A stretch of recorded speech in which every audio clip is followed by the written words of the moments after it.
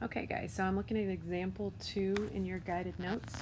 So this is found on page 3, I believe. Yeah, we left off on page 3. So I already have these dot plots created in advance, so this isn't based off of data I collected from you. The example reads that, how do the numbers of people living in households in the UK and South Africa compare? A random sample of 50 students were chosen from each country. Here are the dot plots of the household sizes reported by the survey respondents. We're going to compare the distributions of household sizes for these two countries. Now, it just says compare them, and it would be really tempting to say, oh, hey, look, this is on the small end, this is bigger, and one's squished and one's not, which is kind of what I will end up summarizing, but you do need to go through and make sure each of these 4 items are addressed specifically. So not only are we going to address them, but I'm going to make sure that I'm drawing comparisons. So I'm not just going to say this one is skinny and this one's wide. I'm going to say that the distribution of household sizes in the UK is much more clustered together than the distribution of the household sizes in South Africa. So the annoying part is just, first of all, you're going to be writing a lot, and you're going to be writing distribution of household sizes a lot. It's going to get annoying. Buckle up, just deal with it.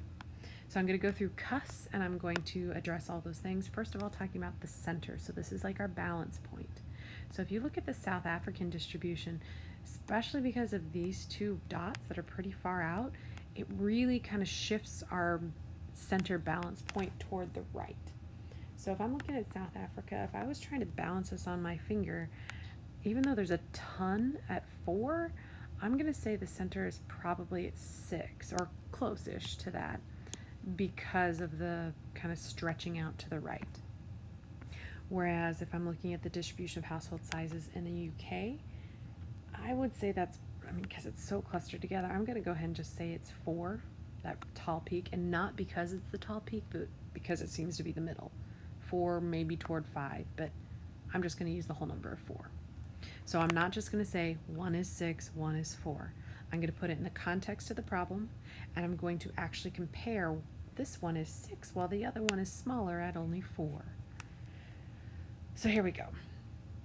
I'm going to put that the household sizes for South African students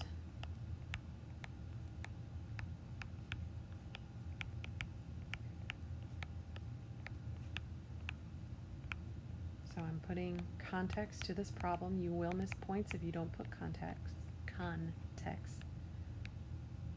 I don't want just generic dot plot descriptions. I want these dot plot distribution descriptions. So the South African households look like they tend to be larger. So I'm just going to put that I'm noticing one is larger than the other.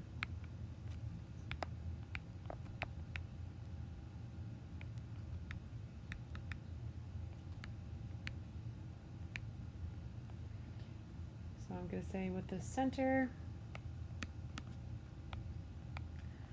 of about, I said, about 6 people.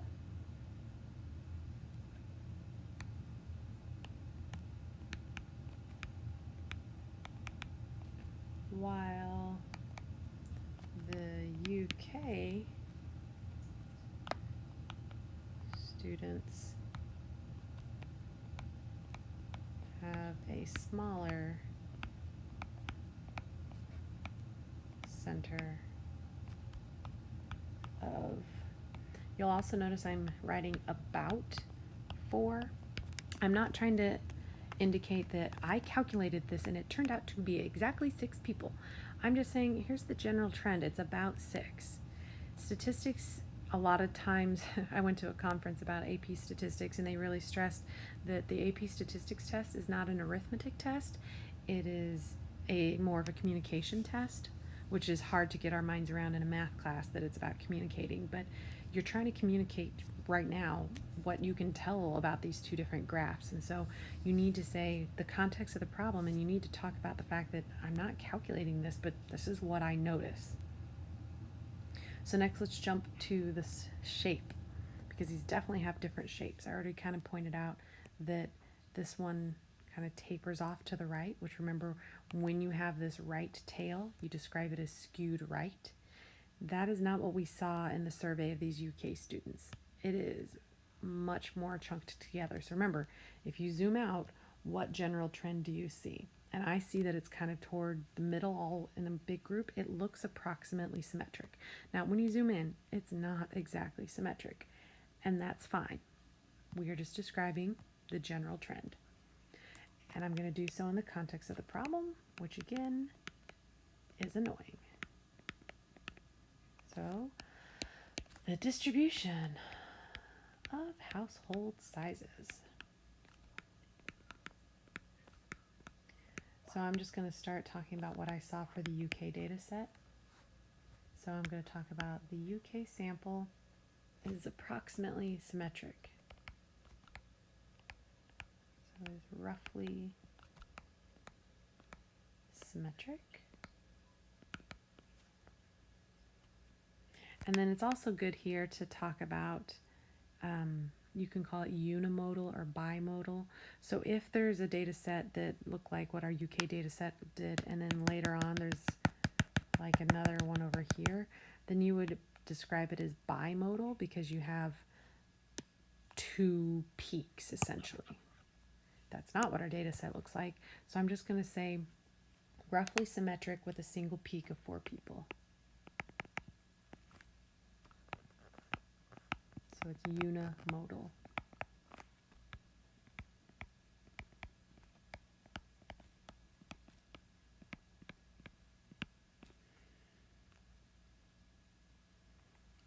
So then the distribution of household size for South Africa is not that. So I'm just going to say, however, meaning I'm drawing a contrast. One of these years I'm going to change these notes so my context is smaller than writing out the distribution of household size 15 times in one example. So I'm going to talk about household size for South Africa.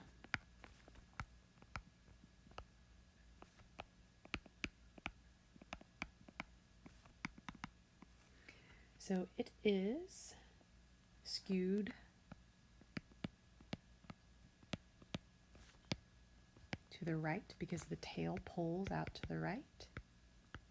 This one also had a single peak. That's where I was describing that balance point, that center. So I'm going to also point out that it also has a single peak, but that was at the center value of 4.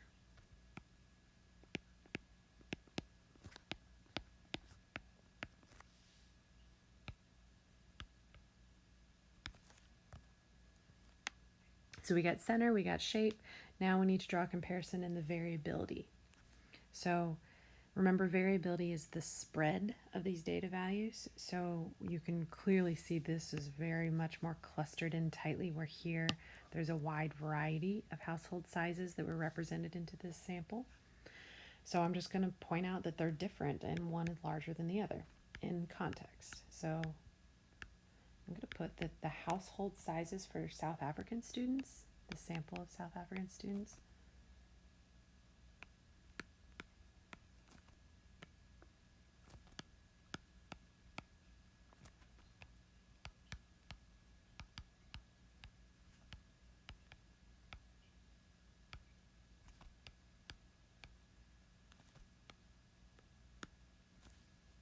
I'm going to put that it varies more, and then I'm going to go ahead and point out that it varies from 3 people to 26 people, which I got this from a textbook that doesn't make up data sets. This is actually a sample that was collected, and the idea of living with 25 other people kind of stresses me out, not going to lie. So it varies more than for the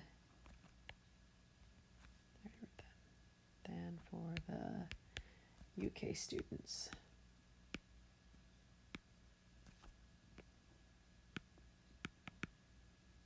And these ones had 2 to 6 people.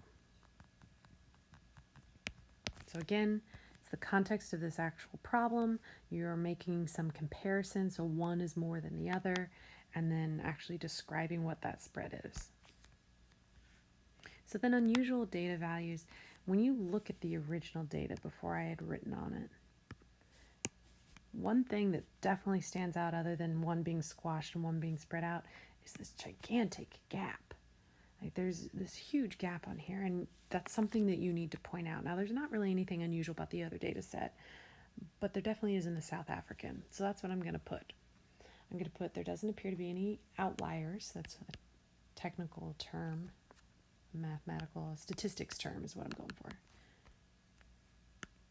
So there doesn't appear to be any outliers. So any number that's just really unusual and really like an outlier, it's an outcast, it's far away. So there doesn't seem to be in the UK data.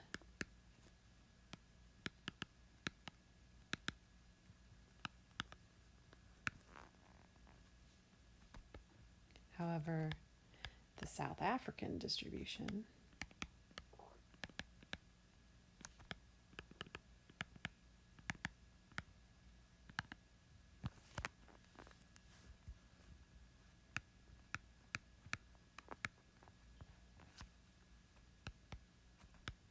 so I'm just writing it up, seems to have two outliers, two numbers that are unusual. So that would be this household of 15 and this household of 26.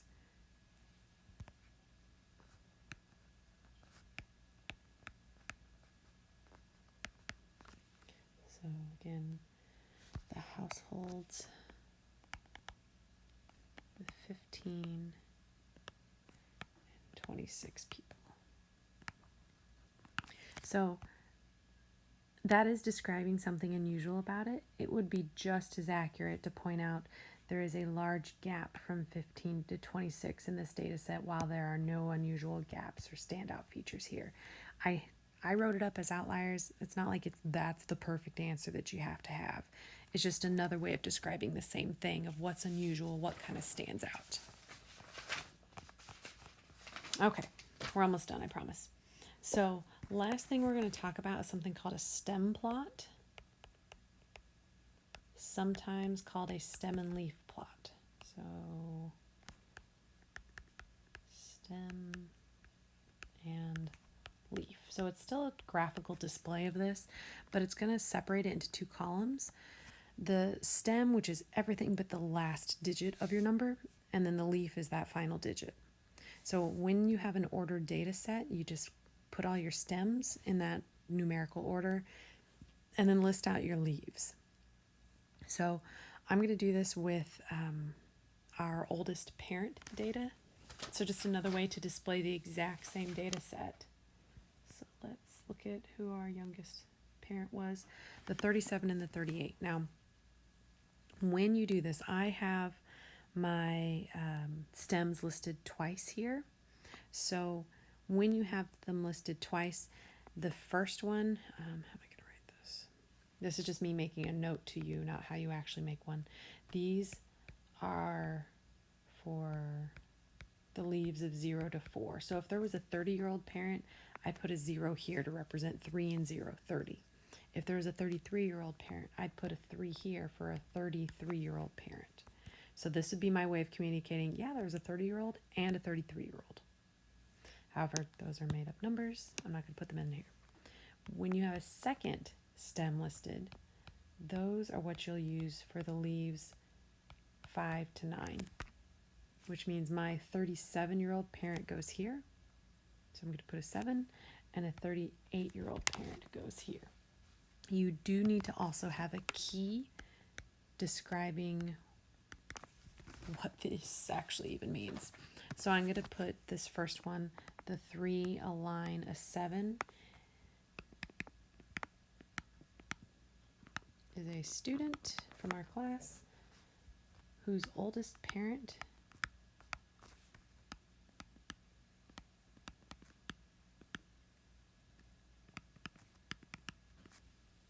is 39 years old. So again, Context matters a lot. It's really hard to train stat students to do this because we've all gotten used to just algebra and just find x and everyone will be happy. And it takes a while to get used to this class, partially just for that reason. Not so much for this reason of writing it up. So I'm going to go find those other parents. There were two 41-year-olds. So I'll put a 1 here for 40 and 1. I'll put a 1 here for 40 and 1. Then we had three 42-year-olds. You'll notice I'm attempting to space these out equally. Again, I'm doing it by hand, so I'm going to fail from time to time. And then a 3 because there was a 43-year-old. Then there was a 45-year-old. Now, there's no 44, so I'm just not going to write anything here. And the 5, remember, the second stem leaves 5 to 9. So there's a 45-year-old. That actually had 4 of those people. And then we had three 46-year-olds. You'll notice not only am I trying to space them horizontally, well, I guess it's the same thing. I'm trying to make all these line up vertically to the best of my ability without graph paper or anything. We had a 42 47s and a 48.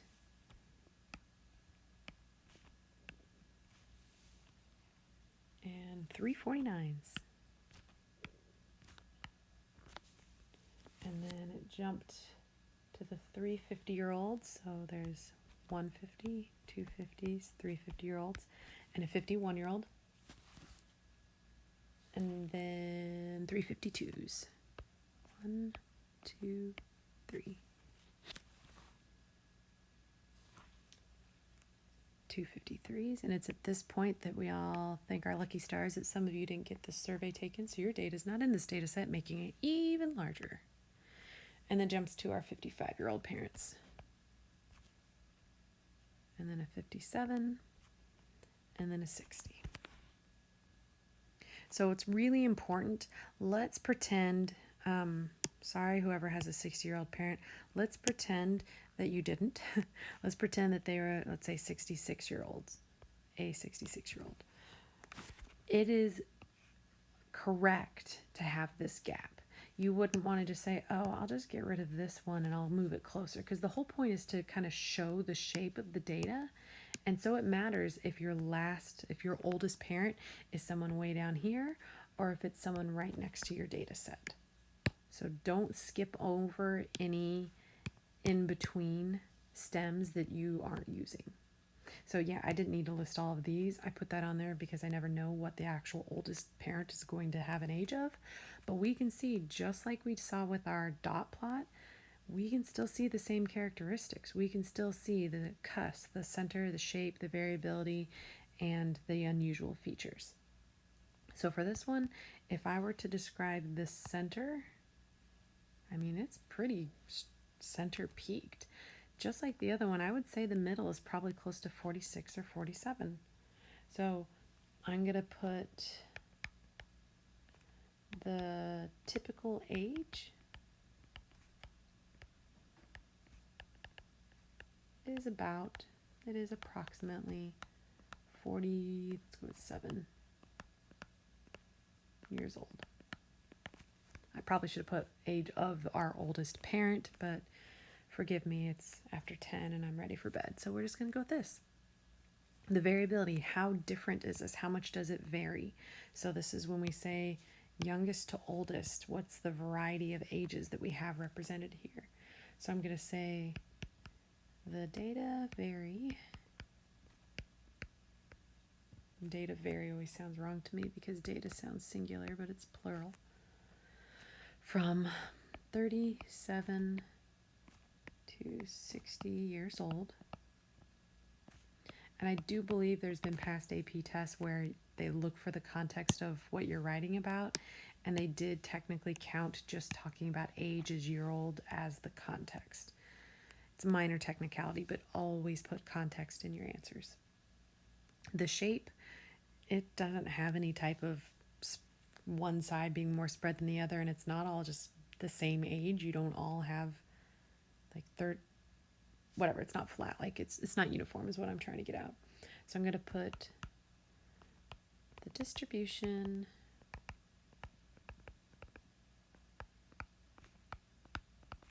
of oldest parent's age is roughly symmetric.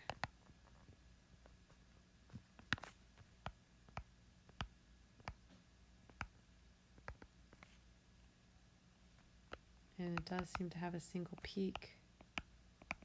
It's not bimodal, it's unimodal. And I already described that it was at 47 years old. And then there's not really anything unusual about our data set. So I'm just going to put there doesn't seem to be any outliers or gaps in our ages.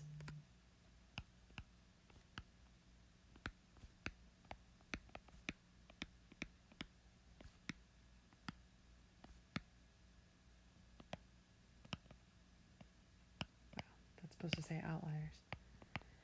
I'm not going back to change it.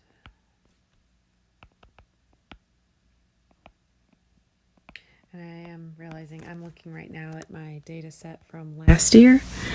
I have two different data sets because I did 2 different hours separately. So this was one class's data set, and this was the other. Oh wait, no, this is their cousins. Never mind. That doesn't make any sense. They didn't have a 3-year-old parent. But either way, theirs is not nearly as symmetric as ours is. They had a lot more 60-year-old parents too. But it's just interesting for me to compare year to year how they differ and how they're similar. So again, just another way to display the data, still looking for the same characteristics to be described. There's something called a back-to-back stem and leaf plot. So when we are in class tomorrow, have these notes. I plan, technology cooperating, I intend to go through example 4 together as a class. So have your notes, have your patience, get your hand ready to write again because we're going to be writing some more.